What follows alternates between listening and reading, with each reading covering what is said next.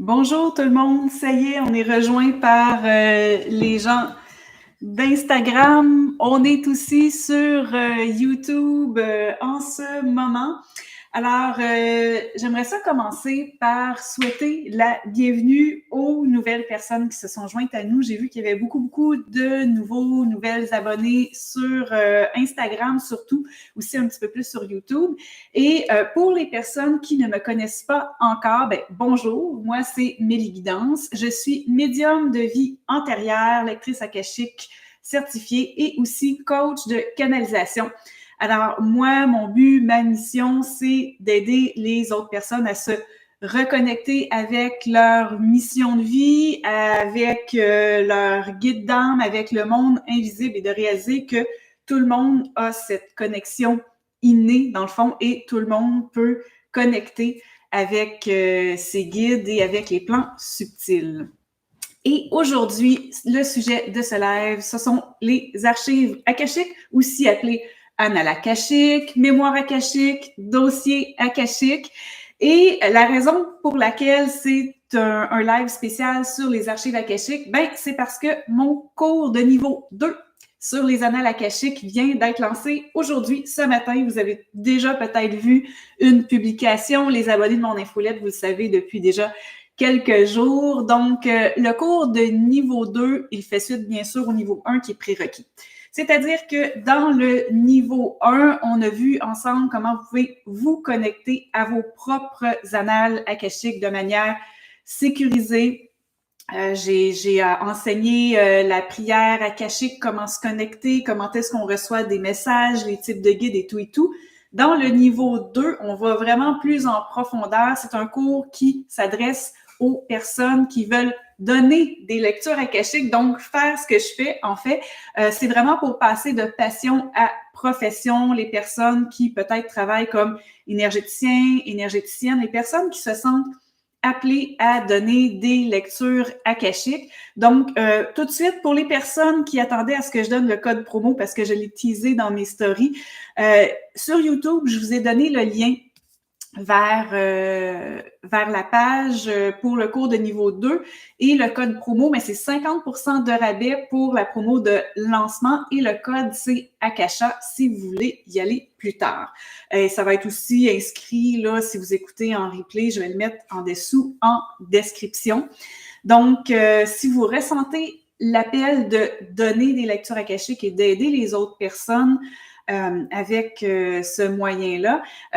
Mais c'est vraiment les archives akashiques, c'est ça. C'est un appel que l'on ressent. Et moi, j'ai ressenti cet appel-là quand ça faisait environ 1 an déjà que je travaillais officiellement comme médium. Comme plusieurs personnes, j'ai entendu le mot archive akashique. Et ça m'est resté dans la tête. Toujours. C'est quelque chose que je voulais explorer. Puis je pense qu'on attend souvent le bon timing.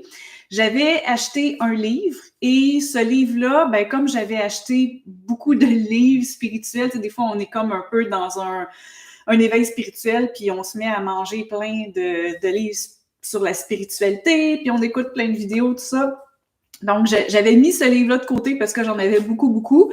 Et à un moment donné, j'étais à la campagne et je méditais et j'ai connecté avec l'esprit d'un arbre et avec un gnome. Si vous me connaissez, vous savez, j'ai le soin du gnome, je suis très branchée, les manteaux, tout ça.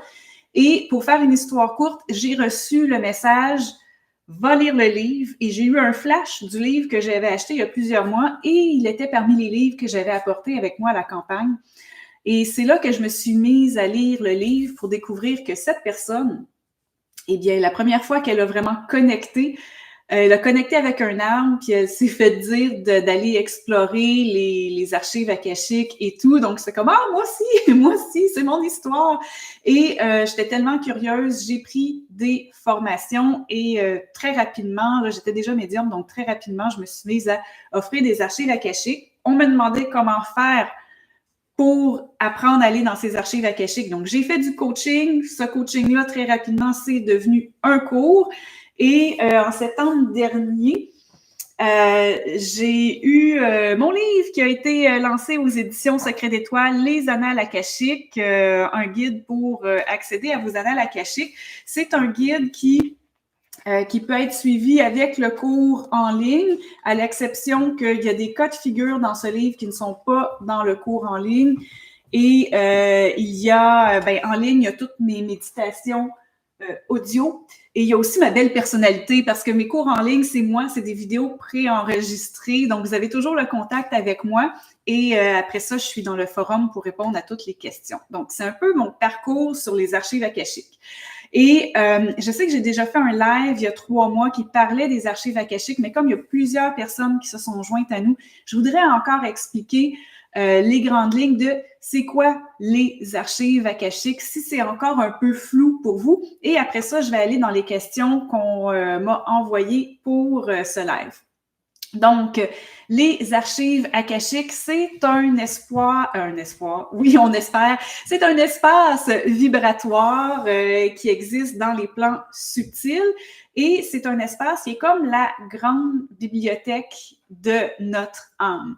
Et cette grande bibliothèque, elle contient toute l'histoire de notre âme depuis sa création. Donc, depuis qu'on a été créé dans l'univers avec notre famille d'âmes, comme j'en parlais il y a 2 mois dans un live.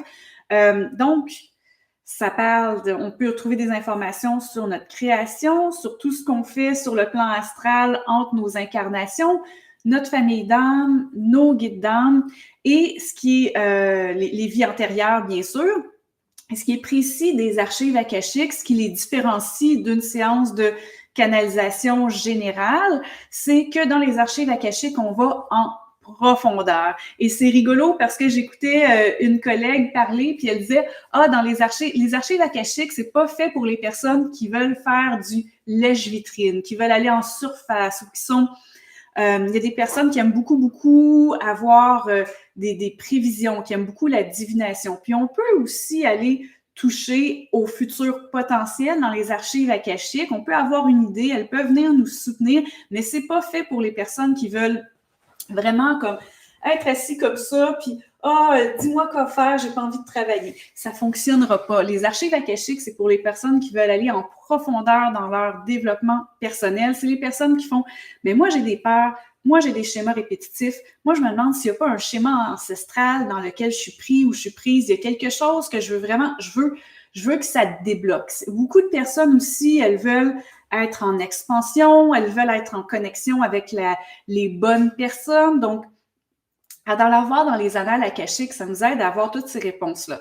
Quelque chose que j'aime beaucoup, beaucoup faire, et c'est en plus des vies antérieures, c'est une autre de mes spécialités, c'est que je suis très bonne pour aller me connecter avec le plan de vie que l'on fait avant de s'incarner. Donc, qu'est-ce qu'on a décidé pour nos missions de vie, nos types d'âmes, nos talents, donc tout ce qu'on a décidé pour nous aider à évoluer puis pour aller équilibrer le karma. Donc, voilà cet accès en profondeur que nous donnent les archives akashiques.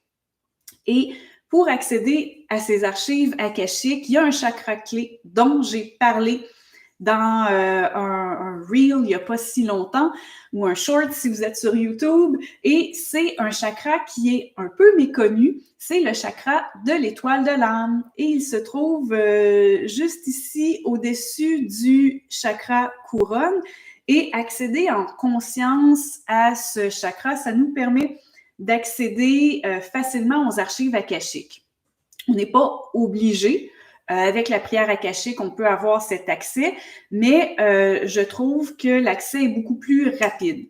Et quand je dis qu'on n'est pas obligé, il y a beaucoup de personnes qui ont une intuition très, très développée, des capacités médiumniques déjà développées, et elles accèdent déjà à ce chakra-là sans savoir. J'ai découvert d'ailleurs que c'était mon cas, mais juste le fait de savoir il est où, de le ressentir plus, de savoir ça fonctionne comment, ça vient beaucoup nous aider. Ce chakra-là, on le voit dans le cours de niveau 1 en passant. Et j'ai une personne qui la première question que j'ai eue, c'est par rapport à ça, c'est par rapport au chakra supérieur. Et on a une question de Whitney. Et Whitney veut savoir, elle dit, j'ai beaucoup pensé au chakra de l'étoile de l'âme et je me demande quels sont les autres chakras supérieurs. Alors, Whitney, avant d'aller plus loin, je veux te dire qu'il y a un autre chakra qui est peut-être pas aussi supérieur, mais dont je veux parler aussi dans le futur. C'est le chakra du cœur supérieur qui se retrouve comme entre le chakra du cœur et le chakra de la gorge, et on l'appelle aussi le chakra du thymus. Et ce chakra-là, il aide à aller plus en profondeur. Et je vais vous faire la différence entre le chakra du cœur et le chakra du cœur supérieur, ou chakra du thymus, si vous préférez.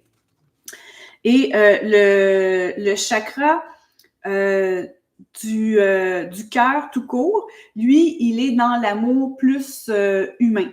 Il est plus dans l'amour que l'on vit dans notre incarnation terrestre, le relationnel, aussi tout ce qui est le émotionnel. Quand on va toucher au chakra du cœur supérieur, on vient toucher à tout ce qui est l'amour inconditionnel, la compassion. C'est plus spirituel, divin, l'expérience universelle. C'est plus connecté avec nos missions de vie aussi.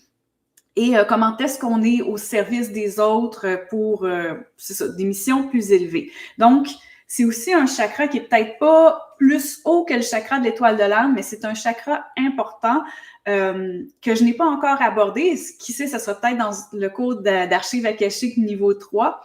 Mais il est quand même, c'est important de le garder en note. Alors, je me suis dit que tu aimerais avoir l'info. Sinon, il y a le chakra couronne ici, il y a le chakra de l'étoile de l'âme. Quand on va encore plus haut, puis là, j'ai pas assez le bras long, mais chakra de l'étoile de l'âme, c'est comme le 8e. Après ça, on a le chakra de l'étoile de l'esprit pour accéder à tout ce qui est les contrats d'âme, les mémoires de vie antérieure et notre but de vie vraiment très, très profond. Et là, vous allez me dire, oui, mais on accède à ça dans les archives akashiques? Oui. En fait, c'est la raison pour laquelle souvent on vient parler du chakra d'étoile de l'âme, puis les autres, ils ne sont pas abordés dans des formations. C'est que le chakra de l'étoile de l'âme, on appelle ça comme un gateway. C'est comme une porte de transition entre les chakras méga supérieurs et les chakras avec lesquels on est habitué de travailler, qui sont reliés à des régions du corps. Et il fait la connexion entre tous ces chakras-là. Donc, c'est vraiment là, ce gateway, comme je le disais, là, les mots m'échappent en français ce matin, mais il vient faire le lien. Alors, il y a des personnes qui montent vraiment très, très haut, leurs vibrations sont super élevées, puis elles vont monter dans des chakras supérieurs sans s'en rendre compte, ou sinon, juste être connecté au chakra d'étoile de l'âme, ça permet d'aller connecter au 9e. Mais c'est pas tout, il y en a d'autres. Le 10e, c'est le chakra universel. Alors, celui-là, c'est tout ce qui est l'expansion vers la conscience cosmique, l'habilité de manifester instantanément. Donc, si vous avez les vibrations super hautes puis vous manifestez, vous êtes capable à vous connecter au 10e chakra. Ça peut être très, très puissant. Le 11e, c'est le chakra galactique, toutes les énergies galactiques, les dimensions supérieures, Starseed aussi. On peut se connecter à des vies de Starseed via celui-là. Sinon, juste avec le 8e chakra qui va servir de gateway, on peut aussi avoir des mémoires de Starseed facilement. Moi, j'en ai canalisé pour des clients qui étaient curieux, puis pour moi aussi. Le 12e, c'est le chakra du Divine Gateway. Et là, ça m'échappe, c'est quoi le nom en français? Si vous le savez, écrivez-le dans les commentaires pour le partager avec tout le monde, mais sinon, je l'écrirai en commentaire là, dans la journée quand je vais publier la vidéo en replay. Mais c'est comme le chemin de passage divin. Et là, c'est quand on est full aligné avec la source, c'est quand on est dans l'illumination, dans l'unicité divine. Donc, voilà, c'est le 12e chakra supérieur. J'ai Pierre ici qui est en train de regarder Instagram. Est-ce que j'ai des questions, des commentaires pour l'instant? Non? OK, on va poursuivre. Moi, je vois YouTube en ce moment. Si vous voulez me laisser des questions sur YouTube, je les vois. Sinon, il y a mon technicien, qui est mon mari, qui vient regarder de temps à autre. Donc, voilà, Whitney, pour les chakras supérieurs, il y en a beaucoup. Les chakras inférieurs, il y en a beaucoup d'autres aussi. Puis, si jamais vous êtes curieux, curieuse, je pourrais en parler lors de d'autres vidéos. Donc, voilà. Je vais faire ma petite pause eau. J'ai pas de tisane ce matin. Je sais que vous êtes habitués de me voir avec ma tisane, surtout dans les lectures akashiques, mais là, c'est de l'eau. Ah, il y a une question d'Amandine. Oui, Amandine. Quels sont les noms des 11 et 12e chakras? Le 11e, c'est le chakra galactique. Le 12e, le nom m'échappe en français, Divine Gateway. Mais je vais aller faire une recherche pour le trouver. Mais voilà. Voilà. Est-ce que ça répond à la question, Amandine? Est-ce qu'il y avait une autre question? De toute façon, je n'ai pas encore terminé, donc si vous avez d'autres questions, on a le temps. J'ai aussi une question d'Audrey qui me demande je crains d'activer mes intuitions et d'ouvrir mon canal. Est-ce qu'on est protégé dans les annales akashiques? Donc, en allant se connecter au chakra de l'étoile de l'âme, déjà, il y a une protection divine, il y a la protection de la lumière de l'akasha, de la cache en français, la protection de lumière de la cache qui est prodiguée à ce moment-là. Puis dans ma méditation de chakra de l'étoile de l'âme, dans le cours de niveau 1, on a cette protection-là en même temps. En passant, j'ai oublié de dire, mon code promo Akasha pour avoir 50% de rabais, il est aussi valable sur le cours de niveau 1, si vous ne l'avez pas encore fait. Donc, déjà, il y a cette protection de la lumière de la cache qui nous enveloppe, qui pénètre en nous quand on fait la méditation. Ensuite de ça, quand on récite la prière akashique, il y a un élément de protection supplémentaire qui est apporté. Et je voulais aussi dire que par rapport à la prière akashique, il y en a qui disent comme bon, est-ce qu'on a besoin de la prière akashique pour connecter dans nos archives? Oui et non, je dirais quand on est déjà médium, il y a plusieurs médiums qui connectent aux archives akashiques sans en être nécessairement conscients. C'est pour ça qu'il y a plein de médiums qui sont des médiums de vie antérieure, mais qui n'oeuvrent pas nécessairement dans les archives akashiques, mais ces personnes-là vibrent super haut puis elles sont habituées d'aller se connecter très, très haut. Cette connexion-là, ça leur permet d'aller se connecter avec des maîtres ascensionnés et des archanges. D'ailleurs, dans le cours de niveau 2, on regarde ensemble 10 maîtres ascensionnés et 10 archanges, puis on va se connecter à eux là, dans les exercices. Donc, si ça vous branche, c'est dans le cours de niveau 2.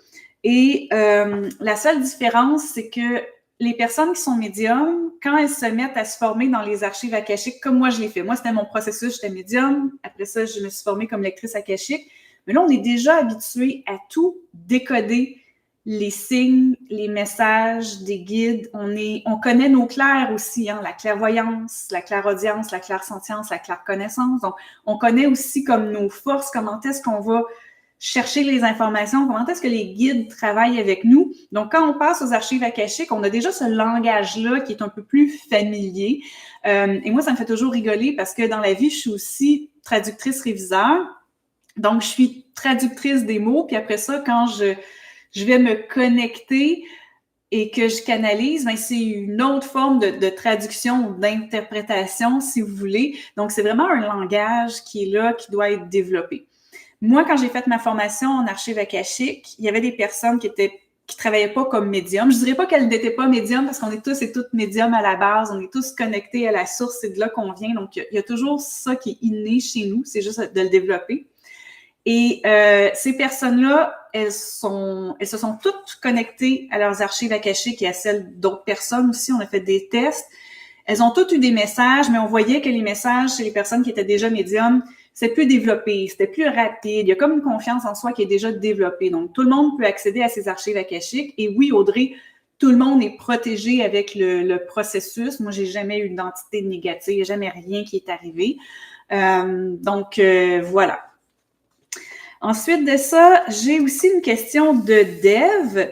Et Dev, il demande si j'écris une lettre pour un maître ascensionné ou un archange, est-ce que tu peux leur lire ma lettre dans les archives akashiques? Et ma réponse, c'est oui, je peux le faire, mais toi aussi, tu peux le faire. Mais je comprends quelqu'un qui n'a pas l'habitude de se connecter, qui peut se dire, j'aime mieux qu'une personne qui est médium le fasse pour moi, pour avoir l'assurance que le message se rende. Mais la réalité, c'est que on peut tous communiquer avec nos guides. Puis si vous vous sentez vraiment connecté à un certain maître ascensionné ou un certain archange, ben vous pouvez méditer puis dire « OK, j'ai un message pour toi » et réciter le message. C'est sûr que si vous n'êtes pas habitué de canaliser puis que vous voulez avoir une réponse en retour au message, là, oui, moi, je peux lire la lettre puis s'il y a des questions dans la lettre, je peux aller canaliser les réponses, mais je veux vous rappeler que tout le monde peut faire ça. Pour ce qui est des anges et les archanges et les maîtres ascensionnés, j'avais envie de vous dire quelques noms si vous savez pas trop ce que c'est. Donc, dans les maîtres ascensionnés, on parle de leaders spirituels qui ont terminé leur cycle de réincarnation et qui ont atteint une forme d'illumination et qui sont des guides d'âme très, très, très avancés. Donc, ils ont ce statut de maître. Et parmi ces maîtres, ben, je vais vous nommer ceux qu'on regarde, qu'on explore ensemble dans le cours de niveau 2. Il y a Saint-Germain, Bouddha, Kuan Yin, Jésus, Krishna, Lakshmi, Babaji, Ganesh, Marie, Merlin. Ça, c'est les 10 qu'on regarde ensemble dans le cours de niveau 2. Bien sûr, il y en a plusieurs autres. Là, vous allez peut-être me dire, ben, il y en a certains que ça fait, tu sais, c'est plus relié à une religion ou une autre. Les religions, il y a des personnes dans les religions qui ont connecté avec ces maîtres-là, plus spécifiquement, mais un maître ascensionné n'est pas nécessairement relié à une religion du tout. Donc, vous pouvez, si vous n'êtes pas du tout catholique, vous pouvez connecter avec Jésus puis avoir des super messages, puis vous n'êtes peut-être pas bouddhiste puis vous allez connecter avec Kuan Yin puis avoir des super messages. Eux, ils sont comme au-delà de toute religion. Pour les archanges, mais ça, je pense qu'on les connaît un peu plus. Hein? Il y a Michael, Raphaël, Raziel, Raguel, Uriel, Zadkiel. Ça finit tout le temps en Riel. Hein? Mais il y a aussi Métatron, qui est super puissant quand vous voulez travailler sur votre connexion avec l'univers et tout.